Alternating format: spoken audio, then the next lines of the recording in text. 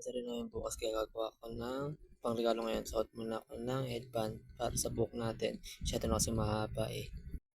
Yan, konting ayos lang ng buhok natin. Then, goods na tayo dyan. Buksan natin ang ilaw natin ngayon.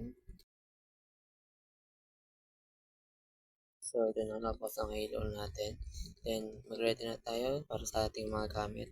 So, may mga cut na ako dito na sa ating ribbon. Ito na gagamitin ko para sa flower ng bouquet. 24 pieces on it. So, ayun na. Inisa-isa ko nagkuha ng mga petals ng flower. Abang gumagawa ko ng flower, kwento ko muna. Yung girlfriend ko kasi, sobrang simple lang niya.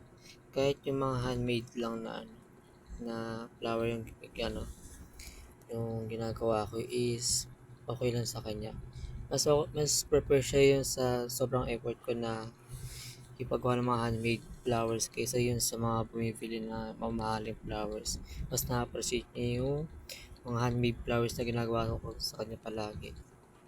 Napakaswerte ko sa girlfriend ko kasi hindi siya katulad ng mga ibang babae na yung hindi marunong ma-appreciate sa mga simpleng efforts ng mga lalaki, ganun. Hindi naman sa nilalahat ko, pero yun na nga, napakaswerte ko kasi meron akong girlfriend na katulad niya. Alam ko na sobrang simple lang na itong regalo ko sa kanya ngayon.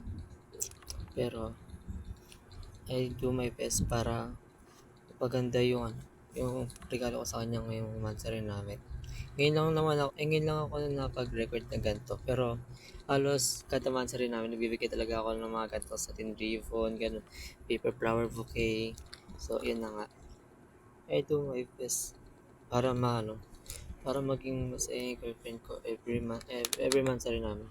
Okay lang sa akin na yung wala ako, basta mapasaya ko lang yung minamahal ko sa buhay. Yun, ayun na nga. Tsaka hindi lang naman ako nagaganto dito, pati sa mga mahal ko sa pamilya ko, gumagawa rin ako ng ganito. Ngayon na talaga ako napag-record kasi parang wala lang, natuwa lang ako, natripan ko lang mag-record.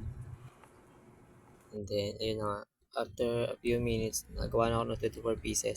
Dito, gumit ako na ng kandila, tapos yung malaking glue stick, kasi yung maliit na glue stick, nauubos. Nauubos yung glue stick kung maliit. Kaya ito, yung malaki talaga gagamitin ko, then di kandila na lang. Then yung mga yung mga petals pala, then umpisa na tayo dito.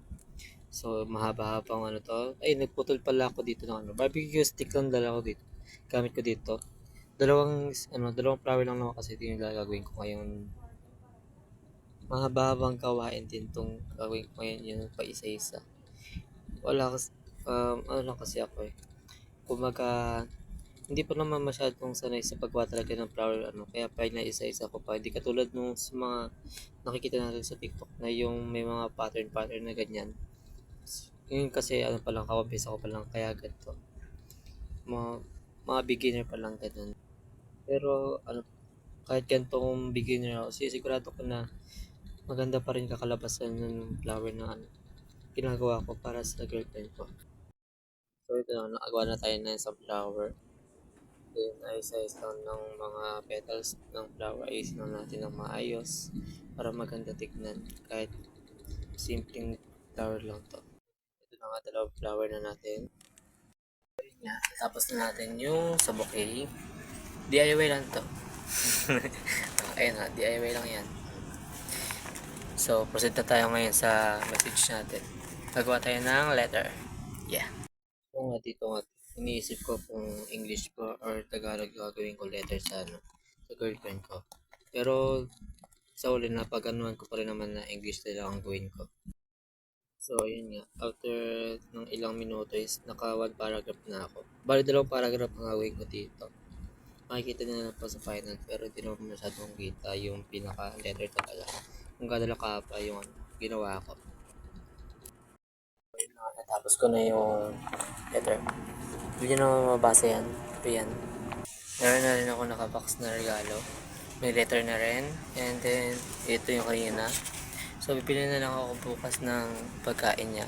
Alam ko makikita niya tong post ko na to. Makita man to. Mansari.